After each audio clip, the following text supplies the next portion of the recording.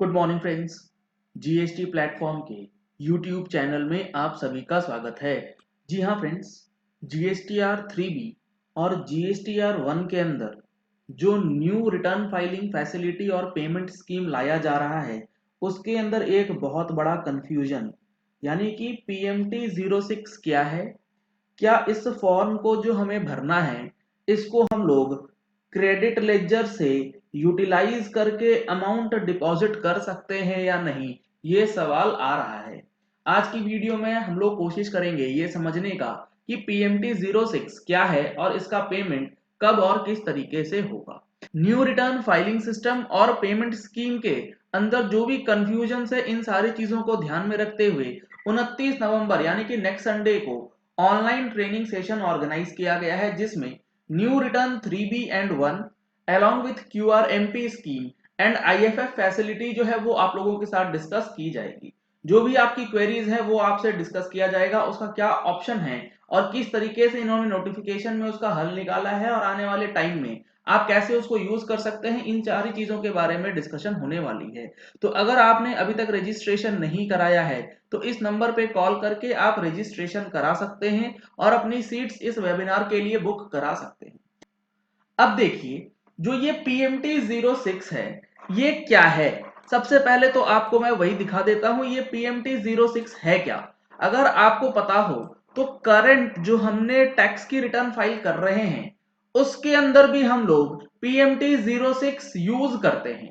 PMT 06 होता है जो चालान अभी जमा हो रहा है जिसको बैंक के थ्रू या कैश के थ्रू पेमेंट करते हैं, यानी कि पेमेंट टैक्स डिपॉजिट करने का जो फॉर्म है वो पीएमटी 06 यानी कि चालान का होता है। अब यहां पे दो वर्ड्स आपको समझना है, एक होता है टैक्स को डिपॉजिट करना, एक होता है टैक्स को यूटिलाइज करना या एडजस्ट कर लेना कैश लेजर से। तो जो क्यूआरएमपी स्कीम आती है उसके अंदर जो वर्ड्स यूज किए गए हैं, यानी कि अगर आप क्यूआरएमपी स्कीम में है यानी कि आपका टर्नओवर 5 करोड़ रुपए से कम है तो आपके पास क्वार्टरली रिटर्न फाइल करने का ऑप्शन है, लेकिन मंथली टैक्स पेमेंट करना है।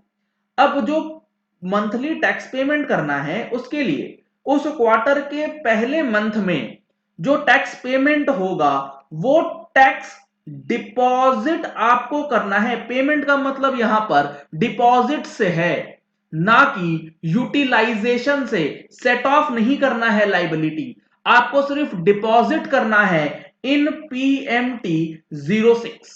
अब पीएमटी 06 जो फॉर्म है वो सिर्फ और सिर्फ कैश के थ्रू ही हो सकता है क्योंकि वो चालान है।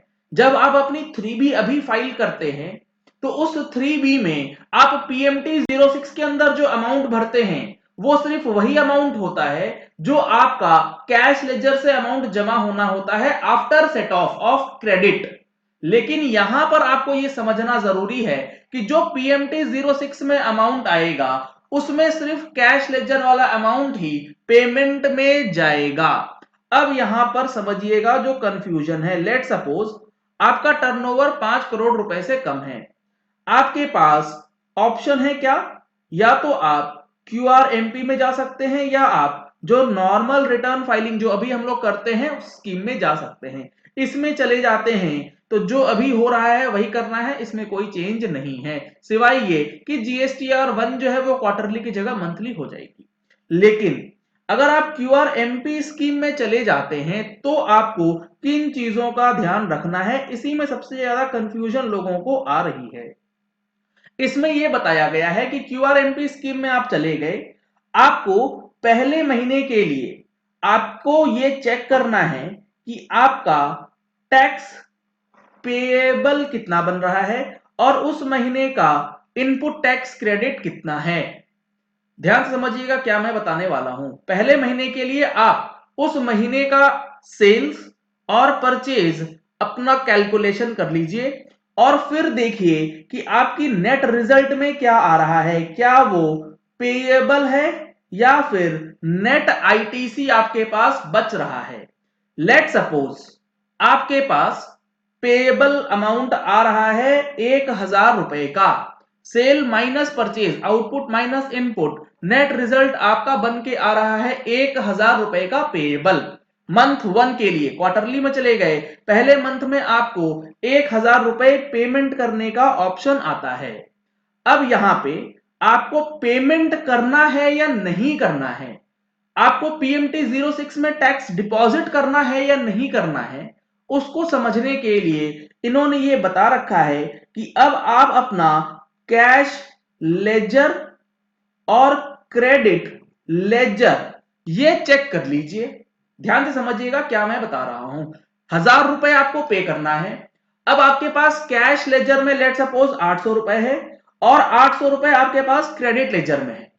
तो अगर आपके पास सफिशिएंट लेजर बैलेंस है तो आपको पीएमटी 06 में टैक्स डिपॉजिट करने की भी जरूरत नहीं पड़ेगी। फिर से मैं बता रहा हूं, 1000 रुपए आपको कैलकुलेशन करना पड़ेगा, आपको बुक्स मेंटेन करने पड़ेंगे, आपको कैलकुलेशन करना पड़ेगा कि क्या मेरा एक्चुअल लाइबिलिटी बन रहा है या नहीं बन रहा है। आपको ये अगर पता लग गया कि मेरी लाइबिलिटी बनती है तो अब आपको चेक करना है कि आपके पास कैश लेजर और क्रेडिट लेजर दोनों में बैलेंस अवेलेबल है या नहीं। अगर अवेलेबल है तो पीएमटी 06 आपको नहीं भरना है। लेकिन इसी सिचुएशन में अगर आपके पास कैश लेजर में है 800 रुपए और क्रेडिट लेजर में आपके पास कोई अमाउंट नहीं है, तो जो बैलेंस अमाउंट है, अब यहां पर यह समझना पड़ेगा कि जो 200 रुपए का आपको पेमेंट करना है, जो टैक्स डिपॉजिट करना है, इसके लिए दो मेथड आपके पास अवेलेबल हैं। वो दो मेथड कौन से हैं? फिक्स्ड सम मेथड और सेल्फ असेसमेंट मेथड। यानी कि पहले आप उस एंड तक पहुंचिए कि आपको एक्चुअली क्या टैक्स पेमेंट करना भी है या नहीं। अगर टैक्स पेमेंट करना है तब आपके लिए दो मेथड है, फिक्स सम या फिर सेल्फ असेसमेंट मेथड। अब फिक्स सम मेथड में यह बताया गया है कि इररिस्पेक्टिव ऑफ आपका क्या टैक्स लाइबिलिटी बन रहा है उसको साइड कीजिए। जो पिछले क्वार्टर में आपने कैश के अंदर टैक्स जमा किया है उसकी 35% लाइबिलिटी आपको प्रीफिल चालान में बन जाएगी और वो अमाउंट आपको डिपॉजिट करना है। यहां पर क्रेडिट लेजर का कोई लेना देना नहीं है। सिर्फ और सिर्फ पिछले महीने का या पिछले क्वार्टर का जो कैश है उसका 35% आपके पीएमटी 06 में आ जाएगा, वो आपके कैश लेजर में जाकर के डिपॉजिट हो जाएगा। और अगर आप पिछले महीने क्वार्टरली नहीं फाइल करके मंथली कर रहे थे तो ये 35% जो है वो 100% लाइबिलिटी आपकी सेट ऑफ हो जानी है, डिपॉजिट हो जानी है कैश लेजर के अंदर। सेल्फ असेसमेंट मेथड का अगर आप यूज करते हैं तो आपको उस महीने की output tax liability minus ITC जो उस महीने का है वो नेट रिजल्ट 1000 रुपए निकल के पेएबल आया है, ये आप अगर पीएमटी 06 में जाएंगे तो ये आपको 1000 रुपए जो है पीएमटी 06 में जमा करना पड़ेगा।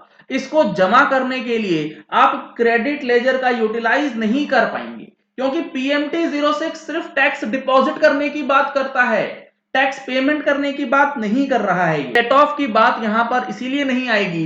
सेट ऑफ आपको करना है जब आप अपनी जीएसटीआर 3B फाइल करेंगे क्वार्टर के एंड होने के बाद, तो वहां पर आपको क्रेडिट लेजर यूटिलाइज करने का ऑप्शन दिया जाएगा अलोंग विथ जो आपने पीएमटी 06 में अमाउंट जमा करा हुआ है।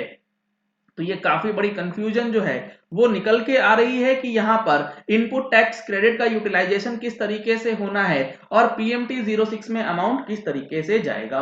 ऐसा मेरा मानना है कि पीएमटी 06 में क्रेडिट का यूटिलाइजेशन आप नहीं कर सकते for the purpose of making deposit under PMT 06। चलिए इस वीडियो को यही एंड करते हैं। आशा करते हैं कि आपको ये वीडियो पसंद आया होगा। अगर आपको ये वीडियो पसंद आया तो इस वीडियो को लाइक और शेयर करना मत भूलिएगा ताकि मैक्सिमम लोगों तक इन्फॉर्मेशन पहुंच जाए कि पीएमटी 06 क्या है और किस तरीके से इसके अंदर जो पेमेंट है वो किया जाएगा कैश लेजर और क्रेडिट लेजर को यूटिलाइज करके। अगर आपने हमारे चैनल पे फर्स्ट टाइम ट्यून इन किया है तो चैनल को सब्सक्राइब करने के लिए नीचे दिया गया रेड कलर का सब्सक्राइब बटन प्रेस कर लीजिए, साथ में जो बेल आइकन है उसे भी प्रेस कर लीजिएगा ताकि वीडियोस की नोटिफिकेशन आप तक रेगुलरली पहुंचती रहे।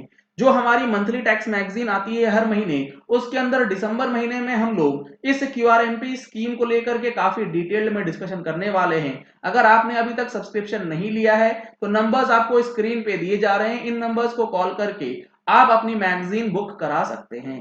Thank you and have a nice day.